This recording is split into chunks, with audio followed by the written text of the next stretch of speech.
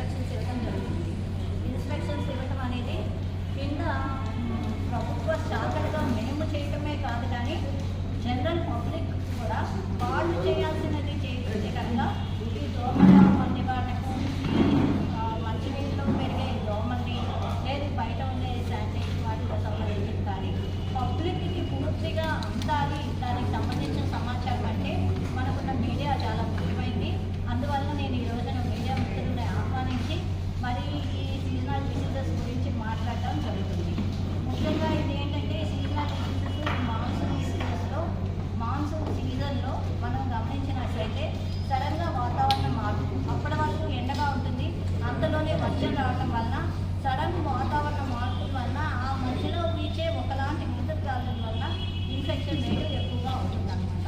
అయితే ఈ సీజనల్ డిసీజెస్లో మనం ముఖ్యంగా చూసినట్లయితే వాటర్ బార్న్, వెక్టార్ బార్న్ అని చెప్పి 2 రకాలైన టైప్స్ ఉన్నాయి. ఫుడ్ బార్న్ ఉంది, అది ఎలానో మనం ఆహారం ఖచ్చితమైతే అది జరిగే ఫుడ్ పాయిజనింగ్ కింద వస్తుంది. అయితే మనకి వాటర్ బార్న్లోకి వచ్చేటప్పటికి నీటి ద్వారా వ్యాప్తి చెందే నీటి ద్వారా వ్యాప్తి చెందే అనారోగ్య కారణాలు. ఈ నీటి ద్వారా వ్యాప్తి చెందే అనారోగ్య కారణాల్లోకి మనం ఏం తీసుకోవచ్చంటే డయేరియా తీసుకోవచ్చు, లేదు మరి తర్వాత టైఫాయిడ్ కూడా ఒక నీటి ద్వారా వ్యాప్తి చెందుతున్నారు.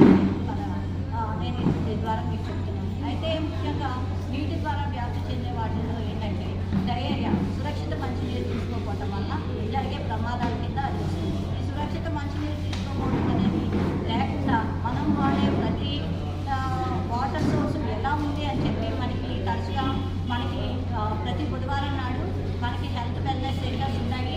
అందులో మనకి 232 సచివాలయాలు ఉన్నాయి, మనకి ఎమ్మెల్యేలు ఉన్నారు. వాళ్ళందరూ కూడా ప్రతి బుధవారం వాటర్ టెస్టింగ్ చేయడం జరుగుతుంది.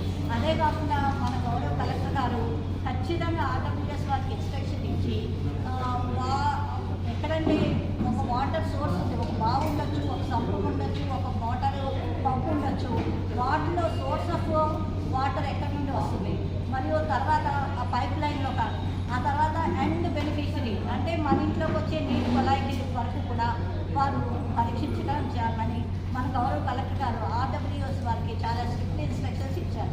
మన గవర్నమెంట్ వారు మరియు మన ప్రభుత్వం వారు మరియు మన జిల్లా యాజమాన్యం వారు తీసుకుంటున్న అతి కఠినమైన పద్ధతుల ద్వారా అతి కఠినమైన ఇన్స్ట్రక్షన్స్ ఇవ్వడం వల్ల కింద పనిచేసే నేనైతేనే, డిపిఓ అయితేనే, మరి ఆర్డబ్ల్యూఎస్ డిపార్ట్మెంట్ వాళ్ళు అయితేనే మేము ఎంతో తరోగా పనిచేసి ఈ వాటర్ టెస్టింగ్ చేయడం ద్వారా నీటి ద్వారా జరిగే ఈ కలుషితమైన ఆహార పదార్థాలు తీసుకోకుండా మరి ఆరోగ్య సంరక్షణ కోసం మేము కిందకి అందరికీ తెలియజేయడం జరుగుతుంది.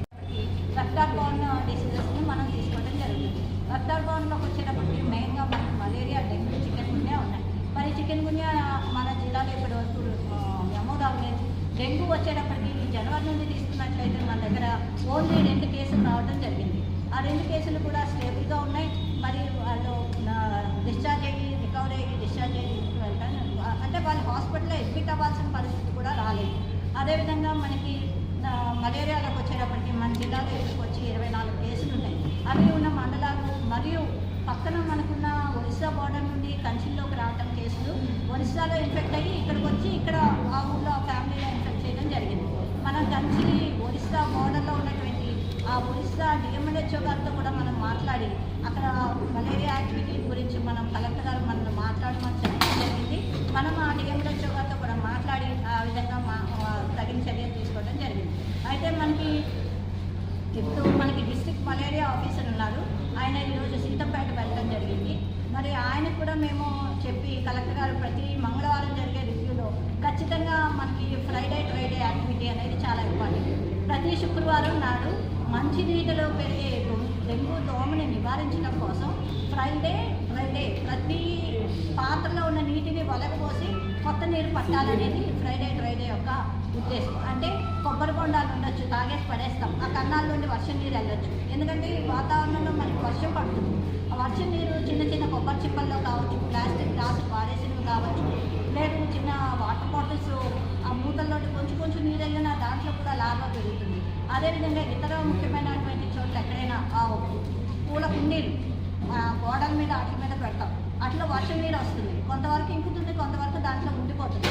ఇలాంటి ఫ్లవర్ పాట్స్ బయట హ్యాంగ్ చేస్తాం, అవి ఇలాంటి వాటిల్లో కూడా మనం అన్నింటిలో కూడా మనం ఆ నీటిని పడేయాలని చెప్పి మనం ప్రతి ఫ్రైడే కింద మనకి 732 సచివాలయాల్లో ఉన్న ఏఎన్ఎంల ద్వారా మన కార్యక్రమం జరిగించడం జరుగుతుంది. అది కూడా మన కలెక్టర్ గారు ఖచ్చితంగా రివ్యూ చేస్తున్నారు. ఆ యాక్టివిటీ కూడా బాగా జరుగుతుంది. ఆ తర్వాత మరి ఇంకొక నూతన ప్రోగ్రామ్ ఏంటంటే ఈ 2 డేస్లో మనం ఇనిషియేటివ్ తీసుకున్నది ఏంటంటే వెంట్ పైప్స్. మన బాత్రూమ్ బయట కొట్టాలు ఉంటాయి, పైన కన్నంతో వెంట్ పైప్ అంటాం. ఆ వెంట్ పైప్ కూడా నెట్ని ఫిక్స్ చేసి దాని ద్వారా కూడా దోమలు వెళ్లకుండా మరి ప్రివెంటివ్ చర్యలుగా మనం తీసుకోవడం జరుగుతుంది. అదే మన మున్సిపాలిటీ ఆధ్వర్యంలో, మన పంచాయతీ ఆధ్వర్యంలో ఈ 2 రోజులు కూడా ఆ కార్యక్రమాన్ని నిర్వర్తించాలని గౌరవ కలెక్టర్ గారు మనకి ఆదేశించడం జరిగింది.